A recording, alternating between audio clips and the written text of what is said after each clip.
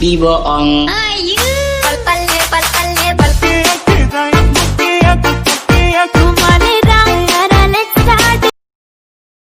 good morning. Welcome to my YouTube video. And this the first video. I'm so happy, guys. I'm so happy and I'm so excited.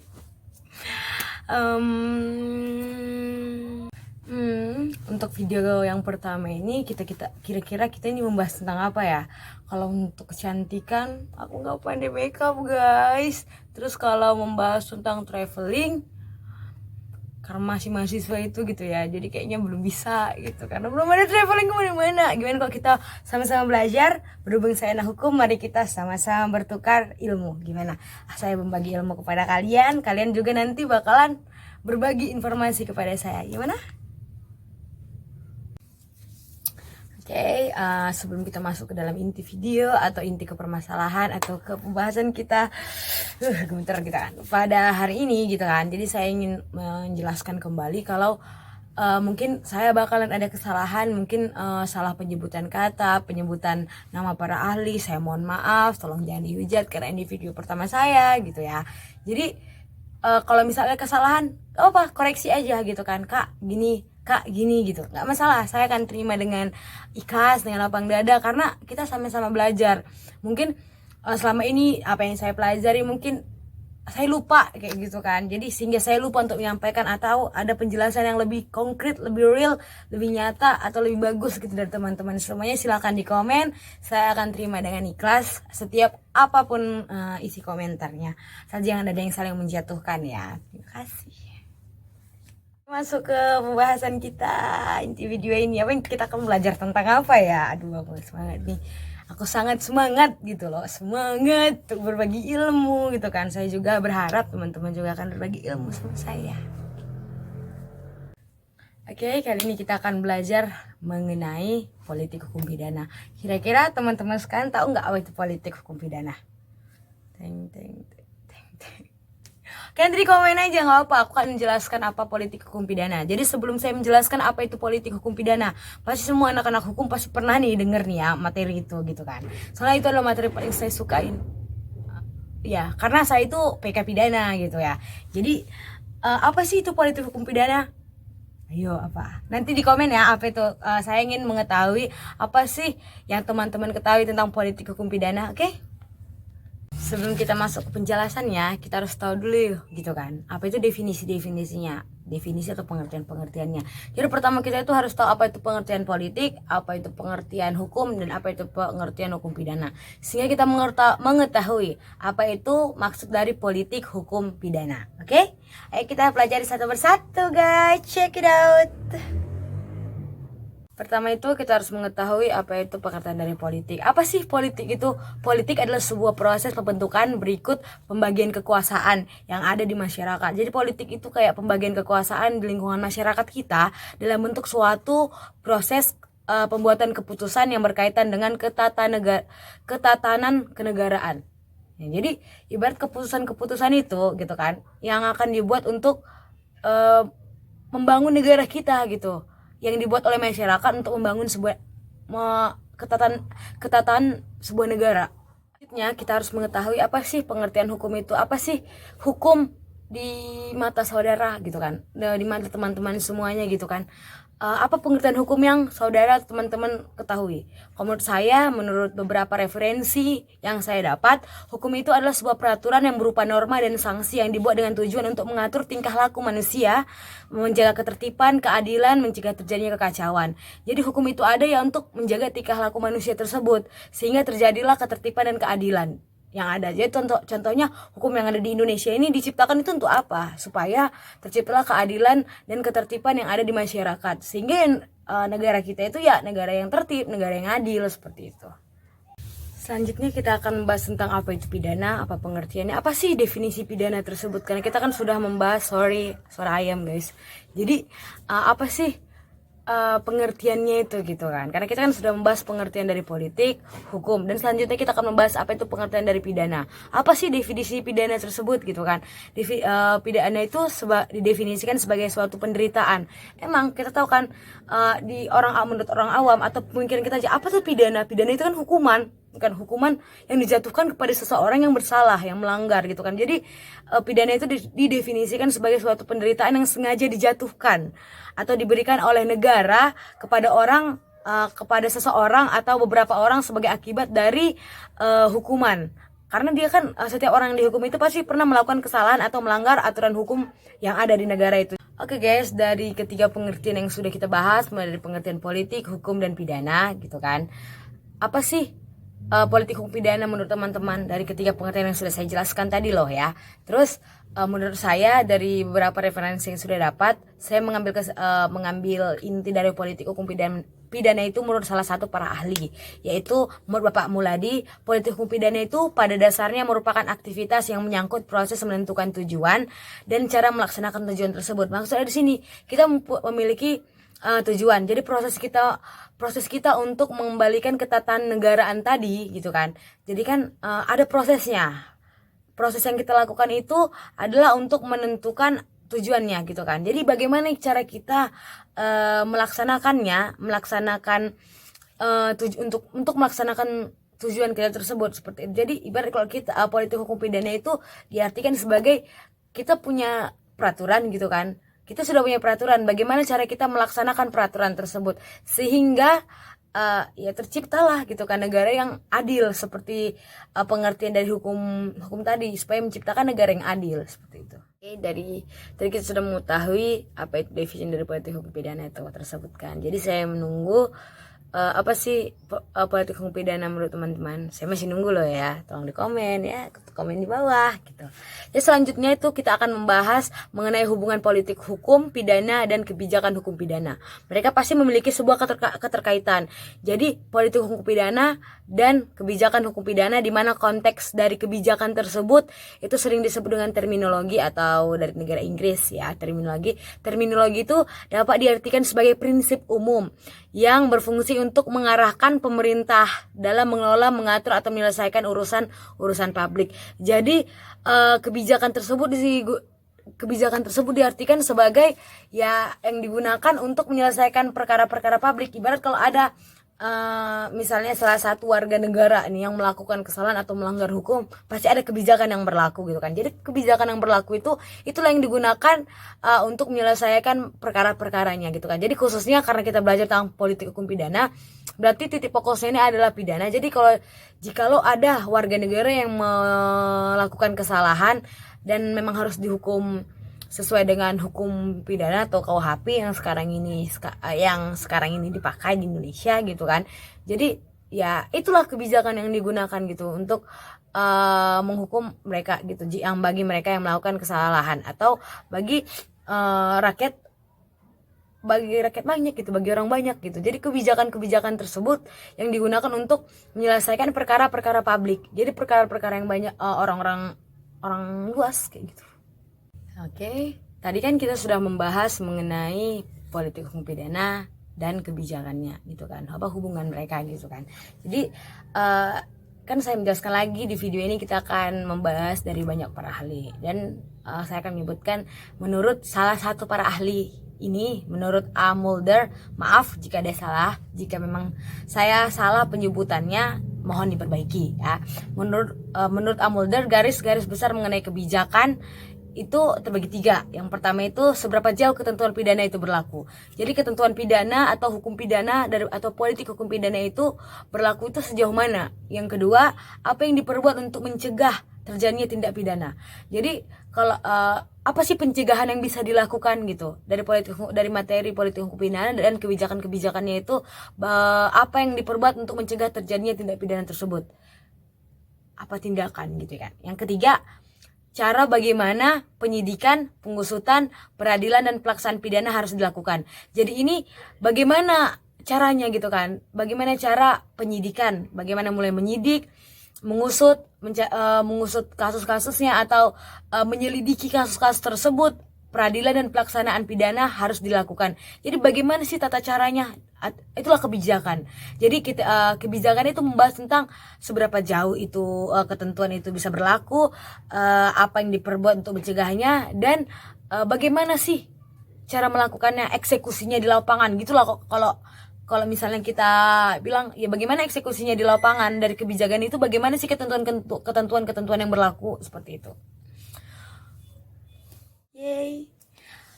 Masuk kesimpulannya, sebagaimana kesimpulannya saya mengambil kesimpulan menurut Bapak Rocky Marbun mengatakan sebagai dasar pembentukan politik hukum pidana dan sistem hukum pidana di Indonesia. Jadi sekarang kita tuh membahas sistem hukum pidana. Jadi kesimpulan ini kan kita sudah membahas tentang politik hukum pidana, ya kan? Terus kan kita harus menerapkannya di negara kita. Jadi dari kesimpulannya itu politik hukum pidana dan sistem hukum pidana di Indonesia, hal tersebut seyogyanya didasarkan pada proklamasi kemerdekaan dan Pancasila sebagai cita hukum dalam pembangunan hukum di Indonesia.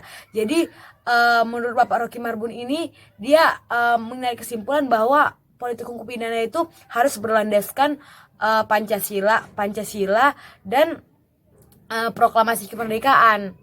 Sebagaimana Bapak Mahfud MD juga mengutarakan bahwa politik hukum yang berisi upaya pembaharuan hukum menjadi keharusan ketika bangsa ini telah memproklamirkan diri sebagai bangsa yang merdeka.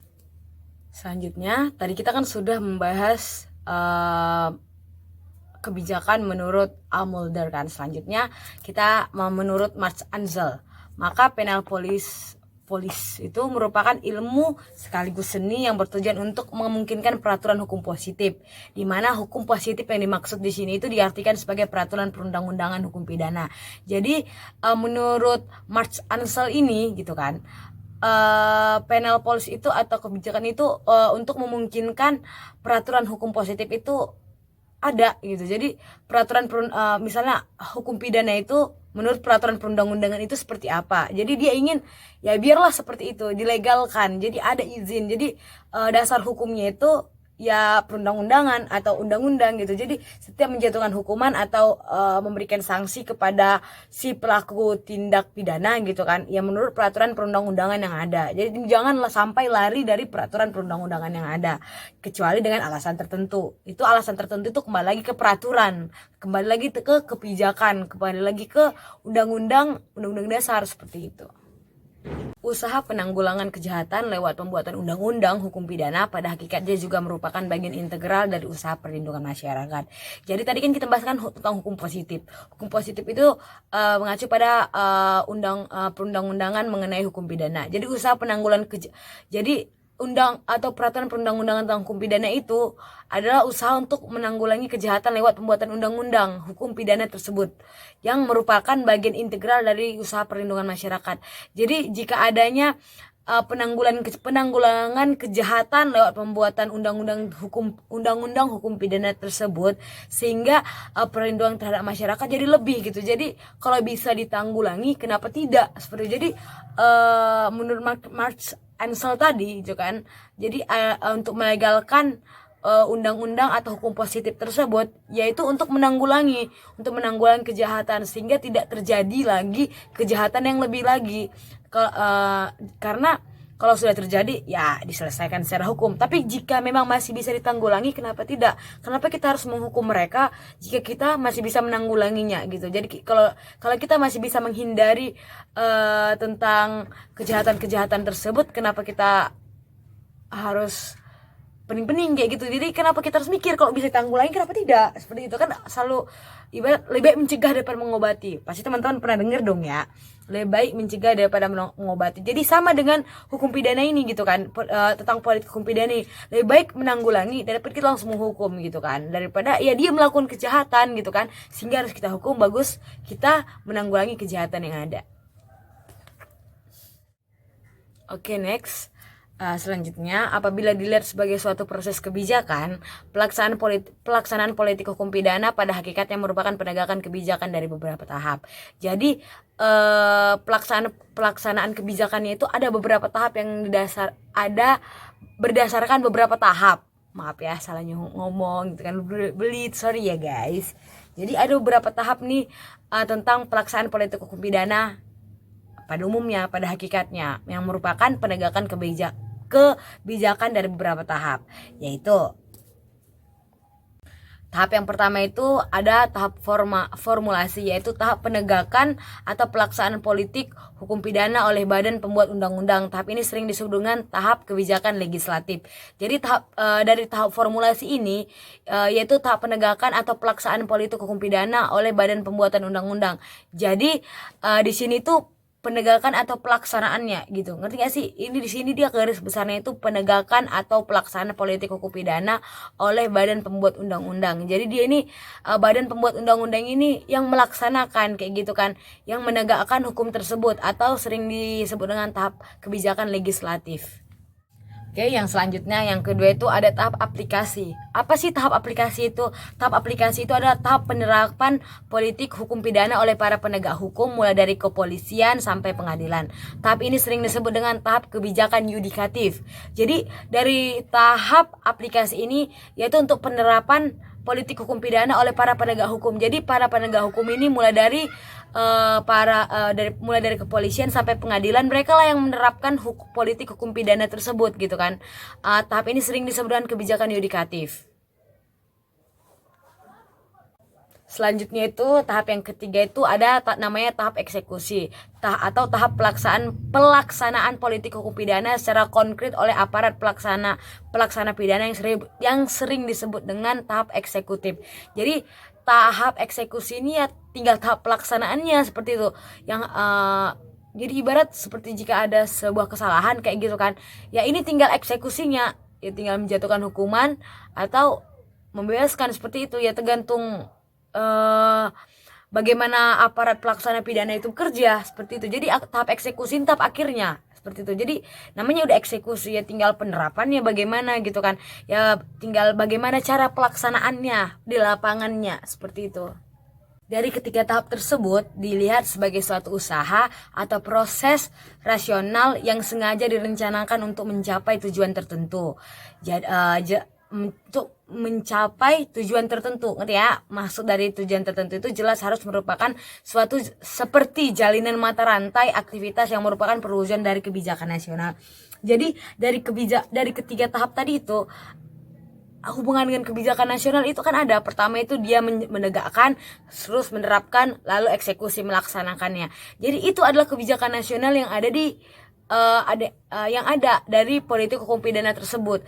Jadi itu seperti mata rantai. Mata rantai itu kan tahu kan, mata rantai kalau kita dulu SD atau SMP SMA kayak gitu kan ada tentang mata rantai yang dia berputar terus seperti itu kan. Seperti itulah. Jadi dari ketiga tahap itulah tahap dari kebijakan nasional yang ada di negara kita. Oke.